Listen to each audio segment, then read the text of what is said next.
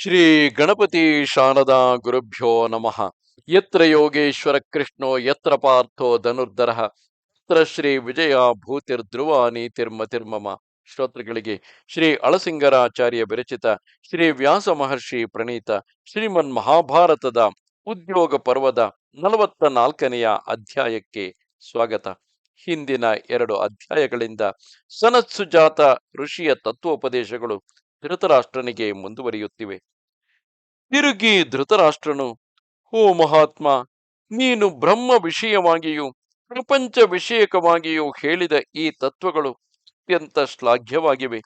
ಇನ್ನು ಹೀಗೆಯೇ ಅಪೂರ್ವವಾಗಿ ಈ ಪ್ರಪಂಚ ವಿಷಯಗಳನ್ನು ಬಿಟ್ಟು ಆತ್ಮತತ್ವ ವಿಚಾರವಾದ ಮತ್ತು ಎಲ್ಲರಿಗೂ ದುರ್ಲಭವಾದ ವಿಚಾರವನ್ನು ನನಗೆ ತಿಳಿಸಬೇಕು ಎಂದನು. ಅದಕ್ಕೆ ಆ ಸನತ್ಸುಜಾತನು, ಓ ಮಹಾರಾಜ, ನೀನು ಯಾವ ವಿಚಾರವನ್ನು ಕುರಿತು ಇಷ್ಟು ಸಂತೋಷದಿಂದ ಕೇಳುತ್ತಿರುವೆಯೋ ಆ ಬ್ರಹ್ಮವು ಕೇವಲ ಆತುರದಿಂದ ಲಭಿಸತಕ್ಕುದಲ್ಲ. ಬುದ್ಧಿಯಲ್ಲಿ ಮನಸ್ಸು ಚೆನ್ನಾಗಿ ಲಯಿಸಿದಾಗಲೇ ಚಿಂತಿಸಿ ತಿಳಿಯಬೇಕಾದ ಆ ಬ್ರಹ್ಮ ಸ್ವರೂಪವು ಬ್ರಹ್ಮಚರ್ಯೆಯನ್ನು ಅನುಷ್ಠಿಸಿದವರಿಗೆ ಮಾತ್ರವೇ ಲಭಿಸತಕ್ಕದು. ಆ ಸ್ಥಿತಿಯಲ್ಲಿ ಮನಸ್ಸು ಸಂಪೂರ್ಣವಾಗಿ ಈ ಪ್ರಪಂಚದ ಚಿಂತೆಯನ್ನೆಲ್ಲ ಬಿಟ್ಟಿರಬೇಕು ಎಂದನು. ಆಗ ಧೃತರಾಷ್ಟ್ರನು, ಓ ಮುನೀಂದ್ರ, ಆ ಬ್ರಹ್ಮಜ್ಞಾನವೆಂಬುದು ಮನಸ್ಸಿನಲ್ಲಿಯೇ ಸದಾ ನೆಲೆಗೊಂಡಿದೆ ಎಂದು, ಬ್ರಹ್ಮಚರ್ಯೆಯಿಂದ ಅದನ್ನು ತಿಳಿಯಬಹುದೆಂದು, ಬ್ರಹ್ಮಚರ್ಯದಿಂದ ಅದು ವ್ಯಕ್ತವಾಗಿ ತೋರುವುದೆಂದು, ಕರ್ಮಗಳನ್ನು ನಡೆಸುವಾಗಲೂ ಅದು ನಮ್ಮಲ್ಲಿದ್ದರೂ ಕರ್ಮಗಳಿಂದ ಕಾಣಿಸತಕ್ಕುದಿಲ್ಲವೆಂದು ನೀನು ಹೇಳುವೆ. ಆ ಬ್ರಹ್ಮನನ್ನು ತಿಳಿದವನಿಗೆ ಅಮರತ್ವವು ಎಂದರೆ ಮೋಕ್ಷವೆಂಬುದು ಹೇಗೆ ಎಂದನು. ಅದಕ್ಕೆ ಆ ಮುನಿಯು, ರಾಜ, ಆ ಬ್ರಹ್ಮಜ್ಞಾನವೆಂಬುದು ಮನಸ್ಸಿನಲ್ಲಿಯೇ ಹುಟ್ಟಿ ಅಲ್ಲಿಯೇ ನೆಲೆಗೊಂಡಿರತಕ್ಕುದಾದರೂ ಆ ಜ್ಞಾನವು ಸುಲಭವಾಗಿ ವ್ಯಕ್ತವಾಗತಕ್ಕುದಲ್ಲ. ಶುದ್ಧವಾದ ಬ್ರಹ್ಮಚರ್ಯೆಯಿಂದಲೇ ಅದು ವ್ಯಕ್ತವಾಗುವುದು. ಅದು ವ್ಯಕ್ತವಾದ ಮೇಲೆ ಯೋಗಿಯು ಈ ಲೋಕದಿಂದ ಮುಕ್ತನಾಗುವನು. ಆಚಾರ್ಯ ಅನುಗ್ರಹದಿಂದ ವೃದ್ಧಿ ಹೊಂದಿದವರಲ್ಲಿ ಅಥವಾ ಗುರುಗಳಲ್ಲಿ ಮತ್ತು ಜ್ಞಾನವೃದ್ಧರಲ್ಲಿ ನಿತ್ಯವಾಗಿರುವ ಆ ಬ್ರಹ್ಮವಿದ್ಯೆಯನ್ನು ಕುರಿತು ಈಗ ನಿನಗೆ ಕೆಲವು ವಿಷಯಗಳನ್ನು ತಿಳಿಸುವೆನು ಎಂದನು. ಮುಂದೆ ಸನತ್ಸುಜಾತರು ಬ್ರಹ್ಮಚರ್ಯೆಯ ಕ್ರಮವನ್ನು ಹೇಳುತ್ತಿರುವರು. ಈ ನಡುವೆ ಧೃತರಾಷ್ಟ್ರನು, ಓ ಮುನೀಂದ್ರ, ಬ್ರಹ್ಮವಿದ್ಯೆಗೆ ಸಾಧಕವಾದುದು ಬ್ರಹ್ಮಚರ್ಯ ಎಂದು ಹೇಳಿದೆಯಲ್ಲವೇ? ಆ ಬ್ರಹ್ಮಚರ್ಯವೆಂಥದು ಎಂಬುದನ್ನು ನನಗೆ ಮೊದಲು ತಿಳಿಸಬೇಕು ಎಂದನು. ಅದಕ್ಕೆ ಆ ಸನತ್ಸುಜಾತರು, ಮಹಾರಾಜ, ಯಾರು ಗುರು ಸಾನ್ನಿಧ್ಯದಲ್ಲಿದ್ದು ಬ್ರಹ್ಮಚರ್ಯವನ್ನು ಸಾಧಿಸುವರೋ ಅಂಥವರೇ ಈ ಲೋಕದಲ್ಲಿ ಶಾಸ್ತ್ರಕರ್ತರಾಗಿದ್ದು ಕೊನೆಗೆ ದೇಹಾವಸಾನದಲ್ಲಿ ಶಾಶ್ವತವಾದ ಪರಮಾತ್ಮನನ್ನು ಪಡೆಯುವರು. ಅವರು ಒಂದೊಂದು ಕ್ಷಣವೂ ಬ್ರಹ್ಮನಿಷ್ಠರಾಗಿ ಈ ಲೋಕದಲ್ಲಿದ್ದೇ ಕಾಮಗಳನ್ನೆಲ್ಲ ಜಯಿಸುವರು. ಅಂಥವರು ಸತ್ವ ಗುಣವುಳ್ಳವರಾಗಿ ಈ ಶರೀರದಲ್ಲಿ ಇದ್ದಾಗಲೇ ಹಂಚಿಯ ಹುಲ್ಲಿನಿಂದ ಕಡ್ಡಿಯನ್ನು ಬೇರ್ಪಡಿಸಿ ತೆಗೆಯುವಂತೆ ದೇಹದಿಂದ ಆತ್ಮವನ್ನು ಪ್ರತ್ಯೇಕಿಸಿ ತಿಳಿಯುವರು. ಓ ರಾಜ, ತಂದೆ ತಾಯಿಗಳು ಈ ಶರೀರವನ್ನು ಹುಟ್ಟಿಸುವರು, ಆದರೆ ಅದನ್ನು ಸಂಸ್ಕರಿಸಿ ಶುದ್ಧಿ ಮಾಡಿ ಹೊಸ ಶರೀರವನ್ನು ಕೊಡತಕ್ಕವನು ಆಚಾರ್ಯನು. ಆಚಾರ್ಯೋಪದೇಶದಿಂದ ಪವಿತ್ರಿತವಾದ ಹೊಸ ಜನ್ಮವೇ ಜರಾಮರಣರಹಿತವಾದುದು. ಬ್ರಹ್ಮ ಮಂತ್ರವನ್ನು ಉಪದೇಶಿಸಿ ಸತ್ಯವೆಂಬ ಆವರಣದಿಂದ ಹೊದಿಸಿ ವರ್ಣ ಶುದ್ಧಿಯನ್ನು ಉಂಟುಮಾಡಿ ಅಮೃತತ್ವವನ್ನು ಅಂದರೆ ಮೋಕ್ಷವನ್ನು ಕೊಡುವ ಆಚಾರ್ಯನು ಯಾವನೋ ಅವನೇ ತಂದೆ, ಅವನೇ ತಾಯಿ. ಅವನ ವಿಷಯದಲ್ಲಿ ದ್ರೋಹವನ್ನೆಣಿಸದೆ ಸದಾ ಕೃತಜ್ಞತೆಯನ್ನು ತೋರಿಸುತ್ತಿರಬೇಕು. ಶಿಷ್ಯನು ಗುರುವನ್ನು ಯಾವಾಗಲೂ ಗೌರವಿಸಿ ಅಭಿವಾದನ ಮಾಡಬೇಕು. ಮನೋವಾಕ್ಕಾಯ ಶುದ್ಧಿಯಿಂದ ಎಚ್ಚರ ತಪ್ಪದೆ ಆ ಆಚಾರ್ಯನಲ್ಲಿ ಅಧ್ಯಯನ ಮಾಡಬೇಕು. ಹೆಮ್ಮೆಗೊಳ್ಳಬಾರದು. ಇದು ಬ್ರಹ್ಮಚರ್ಯದ ಮೊದಲನೆಯ ಪಾದವು. ಗುರುವಿನಲ್ಲಿ ಶಿಷ್ಯ ವೃತ್ತಿಯನ್ನು ಕ್ರಮವಾಗಿ ಹಿಡಿದು ಶುಚಿಯಾಗಿ ವಿದ್ಯಾಭ್ಯಾಸ ಮಾಡುವುದು ಬ್ರಹ್ಮಚರ್ಯೆಯ ಮೊದಲನೆಯ ಪಾದವೆಂದು ಹೇಳುವರು. ತನ್ನ ಪ್ರಾಣಗಳಿಂದಲೂ ತನ್ನ ಧನಗಳಿಂದಲೂ ಮನೋವಾಕ್ಕಾಯಗಳೆಂಬ ತ್ರಿಕರಣಗಳಿಂದಲೂ ಆಚಾರ್ಯನಿಗೆ ಪ್ರಿಯವನ್ನು ಉಂಟು ಮಾಡುವುದು ಬ್ರಹ್ಮಚರ್ಯೆಯ ಎರಡನೆಯ ಪಾದವೆನಿಸುವುದು. ಗುರುವಿನಲ್ಲಿ ಹೇಗೋ ಹಾಗೆಯೇ ಗುರುಪತ್ನಿಯಲ್ಲಿಯೂ ಗುರುಪುತ್ರನಲ್ಲಿಯೂ ವಿಶ್ವಾಸ ಗೌರವಗಳಿಂದ ನಡೆದುಕೊಳ್ಳುವುದು ಬ್ರಹ್ಮಚರ್ಯಗೆ ಎರಡನೆಯ ಪಾದವೆನಿಸುವುದು. ಆಚಾರ್ಯನು ತನಗೆ ಮಾಡಿದ ಉಪಕಾರವನ್ನು, ಅದರ ಪ್ರಯೋಜನವನ್ನು ಚೆನ್ನಾಗಿ ಮನಸ್ಸಿಗೆ ತಂದುಕೊಂಡು ಅದರಿಂದ ತಾನು ಸಂತುಷ್ಟ ಹೃದಯನಾಗಿ ನಾನು ಅನೇಕ ವಿಷಯಗಳನ್ನು ಇವರಿಂದ ಕಲಿತೆನು, ಇದರಿಂದ ನಾನು ಉದ್ಧತನಾದೆನು ಎಂದು ತಿಳಿಯುವುದು ಬ್ರಹ್ಮಚರ್ಯೆಯ ಮೂರನೆಯ ಪಾದವು. ಆಚಾರ್ಯನಿಗೆ ತಾನು ಕೊಡಬೇಕಾದ ಗುರುದಕ್ಷಿಣಾ ರೂಪವಾದ ಸಾಲವನ್ನು ತೀರಿಸದೆ ಬೇರೆ ಸ್ಥಳಕ್ಕೆ ಹೋಗಬಾರದು. ಗುರುದಕ್ಷಿಣೆಯನ್ನು ಸಲ್ಲಿಸಿದ ಮೇಲೆಯೂ ನಾನು ಇದನ್ನು ನಡೆಸಿದೆನು, ಅಂದರೆ ನಾನು ಇದನ್ನು ಈ ಗುರುದಕ್ಷಿಣೆಯನ್ನು ಸಲ್ಲಿಸಿದೆನು ಎಂದು ಮನಸ್ಸಿನಲ್ಲಿ ನೆನೆಸಬಾರದು, ಬಾಯಿಂದಲೂ ಆಡಬಾರದು. ಇದು ಬ್ರಹ್ಮಚರ್ಯೆಯ ನಾಲ್ಕನೆಯ ಪಾದವು. ಶಿಷ್ಯನು ಗುರು ಶುಶ್ರೂಷೆಯಲ್ಲಿದ್ದು ಕಾಲ ನಿರೀಕ್ಷಣೆ ಮಾಡುವುದರಿಂದ ಕಾಲು ಭಾಗವನ್ನು ಹೊಂದುವನು. ಆಮೇಲೆ ಗುರುವಿನಲ್ಲಿ ವಿಶ್ವಾಸಕ್ಕೆ ಪಾತ್ರನಾಗಿ ಸೇರುವುದರಿಂದ ಇನ್ನೊಂದು ಕಾಲು ಭಾಗವನ್ನು ಪಡೆಯುವನು.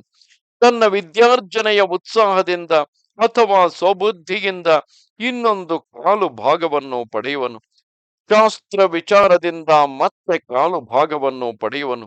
ಬ್ರಹ್ಮಚರ್ಯವೆಂಬುದು 12 ಗುಣಗಳಿಂದಲೂ, ಸತ್ಯವೇ ಮೊದಲಾದ ಬೇರೆ ಅಂಗಗಳಿಂದಲೂ, ಬಲವೆಂಬ ಯೋಗ ಸಾಧನೆಯಿಂದಲೂ ಕೂಡಿದುದು. ಆಚಾರ್ಯನಲ್ಲಿ ಮರೆಹೊಕ್ಕು ವೇದಾರ್ಥಗಳನ್ನು ಗ್ರಹಿಸುವುದರಿಂದ ಅವು ಲಭಿಸತಕ್ಕುದೆಂದು ವಿದ್ವಾಂಸರು ಹೇಳುವರು. ಹೀಗೆ ಆಚಾರ್ಯನಲ್ಲಿ ಸೇರಿದವನು ತನ್ನ ಧನವು ಯಾವುದಿದ್ದರೂ ಅದೆಲ್ಲವನ್ನು ಆಚಾರ್ಯನಲ್ಲಿಯೇ ಒಪ್ಪಿಸಬೇಕು. ಈ ವ್ಯಾಪಾರವೇ ಶಿಷ್ಯನಿಗೆ ಅತ್ಯುತ್ತಮವಾದ ವೃತ್ತಿ ಎನಿಸುವುದು. ಗುರುಪುತ್ರನಲ್ಲಿಯೂ ಅದೇ ವಿಧವಾದ ವೃತ್ತಿಯಿಂದಿರಬೇಕು.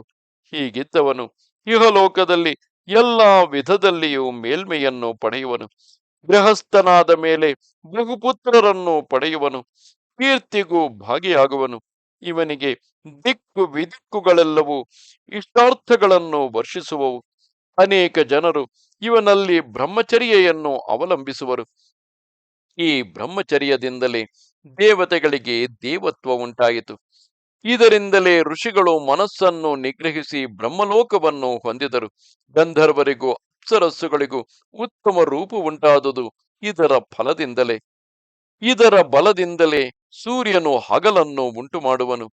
ಚಿಂತಾರತ್ನವು ಅಂದರೆ ಸ್ಪರ್ಶಶಿಲೆಯು ಅಥವಾ ಚಿಂತಾಮಣಿಯು ಕೇಳಿದ ಕೋರಿಕೆಗಳನ್ನು ಈಡೇರಿಸುವಂತೆ ಆ ಬ್ರಹ್ಮಚರ್ಯವೂ ಕೂಡ ಸರ್ವಾಭೀಷ್ಟ ಪ್ರದವೆಂದು ತಿಳಿದು ಅದನ್ನು ಹಲವರು ಅದನ್ನು ಅನುಷ್ಠಿಸಿ ತಮ್ಮ ತಮ್ಮ ಪದವಿಯನ್ನು ಹೊಂದಿದರು. ಓ ಧೃತರಾಷ್ಟ್ರ ಮಹಾರಾಜ, ಯಾವನು ಈ ಬ್ರಹ್ಮಚರ್ಯ ಮೂಲಕವಾದ ತಪಸ್ಸಿನಿಂದ ಶರೀರ ಶೋಷಣವನ್ನು ಮಾಡುತ್ತಾ ತನ್ನ ಜೀವಾವಧಿ ಪರಿಶುದ್ಧನಾಗಿರುವನೋ ಅಂತಹ ವಿದ್ವಾಂಸನು ಸಣ್ಣ ಮಗುವಿನಂತೆ ಕಾಮ ಕ್ರೋಧಾದಿ ದುರ್ಗುಣಗಳಿಂದ ಮುಕ್ತನಾಗಿ ಅಂತ ಕಾಲದಲ್ಲಿ ಮೃತ್ಯುವನ್ನು ಜಯಿಸುವನು.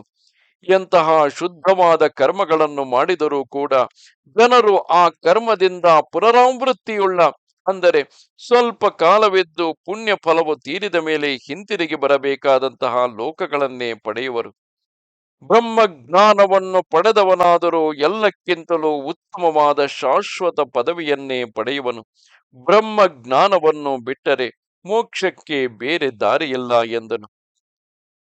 ಮುಂದೆ ಸನತ್ಸುಜಾತರು ಬ್ರಹ್ಮ ಸ್ವರೂಪವನ್ನು ಕುರಿತು ವಿವರಿಸುತ್ತಿರುವರು. ತಿರುಗಿ ಧೃತರಾಷ್ಟ್ರನು, ಓ ಮುನೀಂದ್ರ, ವಿದ್ವಾಂಸನು ಪರಮಾತ್ಮನ ಸ್ಥಿತಿಯನ್ನು ತನ್ನ ಆತ್ಮರೂಪದಿಂದಲೇ ಕಾಣುವನೆಂದು ನೀನು ಹೇಳುವೆಯಲ್ಲವೇ?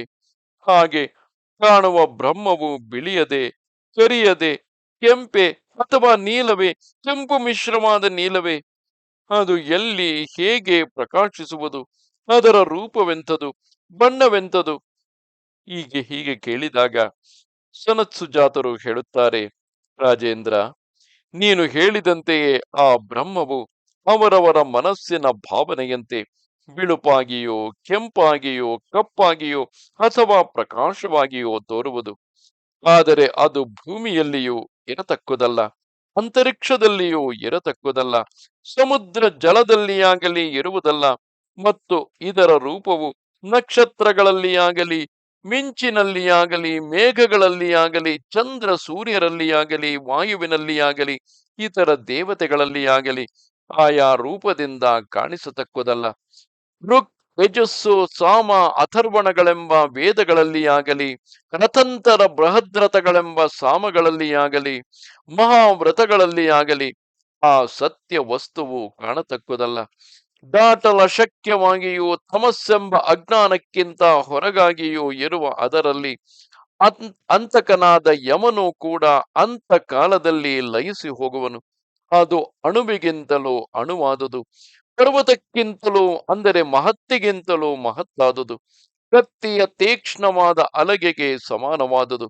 ಎಲ್ಲಕ್ಕೂ ಅದೇ ಆಧಾರವು, ಆ ರೂಪವೇ ಅಮೃತವು, ಎಂದಿಗೂ ಚ್ಯುತಿಯಿಲ್ಲದುದು.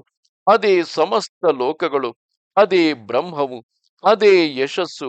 ಅದರಿಂದಲೇ ಪ್ರಾಣಿಗಳು ಉತ್ಪತ್ತಿಯಾಗಿ ಅಲ್ಲಿಯೇ ಲಯ ಹೊಂದುವವು. ಅದು ನಿರಪಾಯವಾದುದು, ಅದು ಎಲ್ಲ ಕಡೆಯೂ ವ್ಯಾಪಿಸಿರುವುದು.